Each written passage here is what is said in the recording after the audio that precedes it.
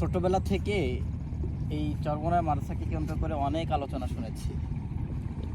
তো সৌভাগ্যক্রমে কোনো একদিন এসেছিলাম, কিন্তু আসার পরে এখানে থাকার পরিবেশ বা সুযোগ মিলেনি। তা সে কবে এসেছিলাম সে কথা বলতে গেলে প্রায় 1 থেকে 1.5 যুগ আগের কথা। বয়সে তখন অনেক ছোট্ট ছিলাম, আর যার কারণে বুঝতাম না, অনেক ছোট ছিলাম, যার কারণে কখনো কেউ না নিয়ে আসলে এই জায়গাটা জানতাম না বা বুঝতে পারতাম না। তো ওই তখন থেকে মনে একটা আক্ষেপ বা মনে একটা তামান্না যে চরমোনাই মাদ্রাসায় যাবো, সেখানে পরিবেশটা দেখবো যে আসলে সত্যিকারেই কেমন। কথা তো শুনেছি দাদা, কিন্তু বাস্তবিকভাবে কখনো দেখার সুযোগ হয়নি।